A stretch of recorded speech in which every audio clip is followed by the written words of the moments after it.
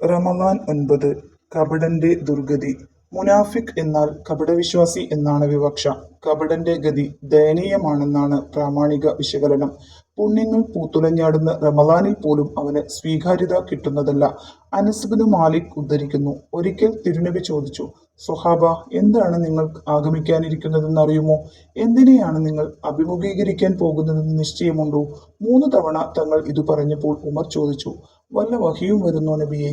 അല്ല, തങ്ങൾ പ്രതിവചിച്ചു, ശത്രു ആഗമിക്കുന്നു. അതുമല്ല, പിന്നെ എന്താണ് ദൂതരെ?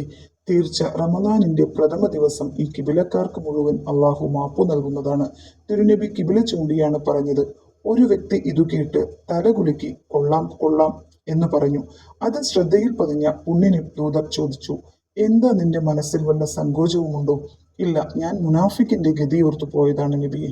അപ്പോൾ തിരുനബി പ്രതിവചിച്ചു, കപടവിശ്വാസികൾ കാഫിര്യങ്ങൾ തന്നെയാണ്.